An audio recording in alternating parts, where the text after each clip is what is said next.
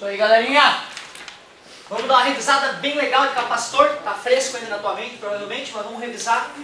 Vamos deduzir aquelas equações das associações que eu fiquei devendo para vocês, aquela dedução. Vou fazer um exercício ou outro. E aí, no finalzinho dessa aula ainda, quero começar a introduzir a ideia do efeito fotoelétrico que rendeu ao Einstein o prêmio Nobel. Primeiro, símbolo do capacitor. Duas barrinhas de mesmo tamanho. O capacitor mais comum que existe, o de placas planas. Duas placas paralelas, planas, a uma certa distância. Parabéns, garoto. Com material isolante recheando elas. Lembrando então que não vai haver carga elétrica atravessando de um lado para o outro. Se atravessa, desmaiou. Se atravessa, queimou o capacitor, tem que substituir. É isso aí mesmo, muito bom. Bom, qual é a definição de capacidade ou capacitância de um capacitor? Tu vê quanta carga foi acumulada na placa dividido pela voltagem que tu aplicou nos polos do capacitor. Se eu fosse fazer um gráfico da carga armazenada nas placas à medida que eu aplico uma certa DDP nos polos, entre as placas, nós perceberíamos que dobrando a voltagem dobra a carga armazenada, triplicando a voltagem triplica a carga armazenada. Por isso que o gráfico fica desse jeito. Se nós quisermos determinar quanta energia foi armazenada no capacitor, calculamos a área. Por isso que fica base vezes a altura sobre 2. E ainda podemos substituir essa fórmula nessa e criar duas outras fórmulas. Outra coisa importante de a gente lembrar. Se eu for calcular a capacitância de uma esfera condutora, aliás, né, eu estou toda hora falando do polo positivo e do polo negativo, né, dos polos. Inclusive, quando eu falei do capacitor esférico, eu fiz dessa maneira, certo? E conectei uma bateria entre a casca e o núcleo. Não é isso? Mas é importante tu saber que um corpo, uma carteira, uma cadeira, o teu corpo tem uma capacitância, mesmo não tendo um polo positivo e um polo negativo. Certo? É importante perceber isso. Então eu posso falar da capacitância de uma esfera sem ter os polos, sem ser um capacitor. Uma esfera lá no laboratório, não vai ser usada para nada. Eu posso calcular a capacitância dela. Isso é importante perceber. Então, ou seja, não é só o dispositivo chamado capacitor que tem capacitância. Beleza? Então, eu posso calcular a capacitância dessa esfera. Nós vimos que a DDP na esfera é K vezes Q sobre R, onde R é o raio. Substituindo V aqui, dá uma divisão de fração, a primeira vezes fica R sobre K, onde K é a constante eletrostática, que no caso do vácuo, que é praticamente igual ao do ar, 9 vezes 10 na 9 bilhões, certo? Bom, isso nos faz perceber que capacitância depende da forma geométrica, né, da maneira como o cara foi construído. No caso do capacitor de placas planas, se eu quiser achar a capacitância dele, quanto maior a área das placas, maior a capacitância. Quanto menor a distância entre as placas, maior a capacitância, por isso que vai na parte de baixo. E também depende da permissividade elétrica do material, do dielétron, ou dielétrico que recheia o capacitor. Então, definição de capacitor, de capacitância. Usando com a diferença de potencial de uma esfera carregada, a gente calcula a capacitância de uma esfera. Se for um capacitor de placas planas, fica diferente a forma, depende da área, da distância entre as placas e da permissividade elétrica do material. Em alguns livros, ele te pede para calcular sempre a capacitância do capacitor de ar. E se tu quiser corrigir para um capacitor que não é de ar, tu pega uma constante dielétrica e multiplica pela capacitância do capacitor de ar. Essa constante dielétrica depende então deste material. Cuidado, este K não é o mesmo que este. Reforcei isso na última aula, né? Isso é a constante dielétrica, isso é a constante eletrostática. Cuidado com isso. Bom, qual é a função de um capacitor? Armazenar energia. Então, por que ele é diferente de uma pilha? Quando ele solta, ele Parabéns, quando ele libera uma pancada só mesmo. É isso aí, demora milissegundos para ele descarregar. Certo? Em cima, né, se der um curto nele, por exemplo, se eu colocar um resistor grande ali, ele pode demorar minutos para descarregar. Mas, comparando com uma pilha, a liberação de energia dele é muito mais rápida, isso é importante de lembrar. Vai carregar ele também, vai fácil. Ele carrega, assim ó, bacana. Se eu for fazer um gráfico da carga com o passar do tempo na carga e descarga do capacitor, a carga vai ser assim, ó. Essa é a carga máxima que ele atinge, vamos chamar de Q'. A descarga, depois que ele estava com aquela carga máxima, ela é assim, ó. É exponencial. Tanto a carga quanto a descarga. Ou seja, ele carrega rápido, sim. Ele carrega rápido, mas se tu deixar ele carregando, vai demorar, vai tender ao infinito, vai cada vez diminuindo mais a carga que vai para as placas, cada vez menor. Chega uma hora que o teu aparelho já não está mais medindo, de tão poucos elétrons que estão chegando, mas tu vê, ela vai tendendo ao infinito o equilíbrio. Né? Bacana, no laboratório 3 que eu estou fazendo agora, na Federal, a gente faz esse pega os capacitores, carrega eles, tem um multímetro, vai medindo a voltagem, faz esses gráficos. É bem legal, cara, é bem divertido. Ou seja, não é instantâneo, demora um pouquinho. E depende de capacitor para capacitor. Tem capacitor que pode demorar 1 minuto para atingir carga máxima, tem capacitor que em 3 segundos pode atingir, né, 90% da carga máxima já. Então, tanto a carga quanto a descarga, ela tem um caráter exponencial, certo? Ela tem um caráter exponencial. Poderíamos dizer, então, que a carga de um capacitor, ela tem um formato mais ou menos E elevado a T, né? Aqui tem alguma constante que depende de alguma coisa, né? E aqui seria na frente a carga máxima que ele atinge. E a descarga, a única diferença é que vai aparecer um negativo ali, né? Aí vai decrescendo exponencialmente. Esse número exponencial aí famoso, né? Vai aparecer muito no curso superior da galera que for trabalhar com exatas. Pessoal, no final da aula nós começamos a ver que nem sempre vai ter só um capacitor na brincadeira, né? Às vezes tem vários capacitores, por isso que nós começamos a estudar associação de capacitores. E é isso que eu quero revisar com mais carinho e fazer exercício. Associação. Quais eram os tipos de associação de capacitores? Ótimo, capacitores. Em série, vamos colocar aqui um desenho de uma associação em série e vamos também colocar aqui uma associação em paralelo. Vou fazer aqui no lado para ter bastante espaço. Como é que é? Gostei de ver. Qual é a característica da associação em série? As cargas em cada um deles é a mesma e a carga total é a mesma, por incrível que pareça. C1, C2, C3. Eu quero descobrir hoje como é que acho ser equivalente, quero te provar isso. E nós entendemos então que se aqui for conectado ao polo positivo, vai ficar positivamente carregado. Então esse, negativamente, se 2 elétrons vieram para cá, então quer dizer que aqui tem 2 prótons em excesso. 2 elétrons, 2 prótons e assim por diante. Por isso que eu afirmo que a carga 1 é igual à carga no 2, é igual à carga no 3. Quando eu for aproveitar essas cargas, só essa vai se encontrar com essa. As outras todas só vão se anular. Por isso que eu digo que a carga é igual. Certo? Porém, pensa comigo. Se eu estou aplicando aqui 100 volts, não deve ser 100 volts, 100 volts, 100 volts. Concorda comigo? Ou seja, aqui eu tenho uma certa DDP, a voltagem no equivalente. Aqui eu vou ter V1, aqui eu vou ter V2, aqui eu vou ter V3. Do que nós já estudamos, o que tu pode dizer? Entre V1, V2, V3 e esse V equivalente. São diferentes.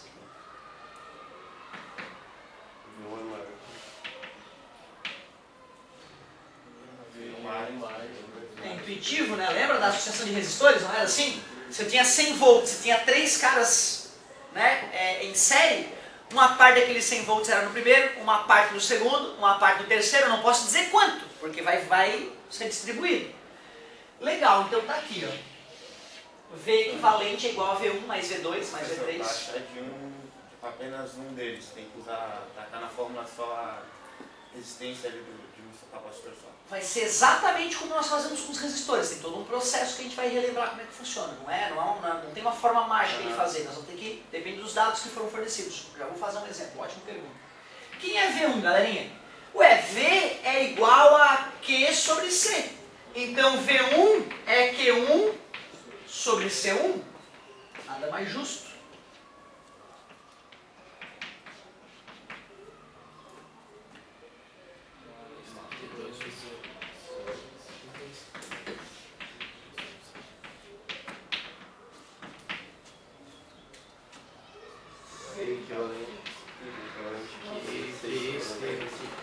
Certo? Mas nós acabamos de verificar no por um motivo bem lógico, que as cargas são todas.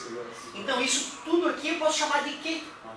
Concorda comigo? E eu posso colocar o Q em evidência. Colocando esse Q em evidência, fica 1 sobre C1 mais 1 sobre C2 mais 1 sobre C3 mais blá blá blá, igual a Q que multiplica 1 sobre C equivalente. Dividindo ambos os lados por Q, deduzindo a fórmula. Simples assim. Beleza? Então tu vê, basta o cara lembrar que em série a voltagem 1 mais a voltagem 2 mais a voltagem 3 é igual a voltagem do equivalente e usar a definição de capacitância para substituir. Lembrar que as cargas são iguais, bota a carga em evidência. Olha, uma coisa legal de fazer agora é tu tentar achar a prova para associação de resistores usando essa ideia aí. Certo? Tu sabe que isso aqui é igual, né? Concorda comigo? E qual é a definição de resistência elétrica? Não é V sobre I? V, o I está dividindo, passa. V igual a R. Ficaria R1 vezes I1 mais R2 vezes I2 mais R3 é igual. Aliás, isso aqui é igual, se fosse resistor. Quem é o V1? R1, I1 mais R2, I2 mais R3, I3 mais R equivalente, I equivalente. Mas o I não é igual para todos? Coloco em evidência e elimina. Ficou R equivalente igual a R1 mais R2 mais R3. Aí dá para perceber, né? Por que o resistor é somando para achar o equivalente, enquanto os capacitores é fazer a soma dos inversos. Tudo bem? Então uma deduçãozinha. Seria legal assim para quem tem maiores pretensões nessa área, um dia arriscar, será que eu consigo deduzir essa fórmula? Para tu ver uma vez, a primeira vez que eu fui dar uma aula de capacitores na minha vida, eu fiquei tão nervoso que eu não consegui deduzir. Na hora que eu fui deduzir, eu me atrapalhei todo, cara. Coisa idiota dessa, cara. Aí eu acabei fazendo exercício e tal, galera, né, alguns devem ter desconfiado, óbvio, né? Mas fiz o exercício e falei, galerinha, né, enquanto vocês estão no recreio eu vou deduzir, vou deixar a dedução no quadro. Aí a galera foi embora, meu batimento cardíaco baixou, aí eu fui lá, meu Deus, cara, eu consegui entender como é que eu não enxerguei isso. Né, o efeito psicológico das pessoas ali me olhando me travou, cara, um raciocínio idiota como esse. Fui ver. Bom, mas passou. Fiz a prova da associação em série. Achar o resistor equivalente é só fazer a soma dos inversos dos resistores e depois inverter essa soma para achar o resistor equivalente. E a característica é que a carga é a mesma. Agora vamos para a associação em paralelo. Associação em paralelo, então, é desse jeito aqui. Ó. Qual é a característica da associação em paralelo mesmo? Isso que é importante lembrar, C1, C2, C3, isso vai se transformar igualzinho a um único capacitor que não existe, que é equivalente a todos aqueles lá. Bom, eu sei que as voltagens são iguais, antes as cargas eram iguais, mas tu aceita que esse cara tem uma carga 1, esse cara tem uma carga 2, esse cara tem uma carga 3. Se eu for descarregar esses capacitores em algum dispositivo, todas essas cargas vão ser liberadas ao mesmo tempo? Tu aceita então que a carga do equivalente é igual? Carga 1 mais carga 2. Concorda comigo? Aceitável isso, né? E se eu quiser isolar a carga na fórmula da capacitância, fica como? C vezes V. Então, C equivalente, V equivalente, C1 V1, C2 V2, C3 V3 e assim por diante. Mas quem que é igual? A voltagem V1 é igual a V2, é igual a V3, que é igual a blá blá blá, que é igual a voltagem. Colocando V em evidência, elimina as voltagens, então o capacitor equivalente é a soma das capacitâncias que estão em paralelo. Por isso que a gente havia aprendido na última aula que é o contrário dos resistores, certo? Não mudou a característica, da voltagem, deduzimos as equações e agora vamos ver uma encrenquinha. Vamos pegar uma associação de repente em paralelo, uma em série e uma mista, certo? Vou fazer um exemplo de cada uma delas para vocês e aí vocês vão poder arriscar os exercícios da apostila. Então fizemos uma revisão e deduzimos as fórmulas que estávamos devendo. Um desafio bacana para vocês é tentar deduzir a fórmula da associação em paralelo de resistores. Fala, meu querido. Para fazer uma questão aqui. Claro. Vamos aproveitar aqui o embalo e vamos fazer uma questãozinha. Ótimo, ótima pedida. Perfeito, momento ideal. O amigo me ajudou a criar uma aqui da minha mente mesmo, mas o amigo selecionou uma que é perfeita para a gente começar a trabalhar com associação de capacitores.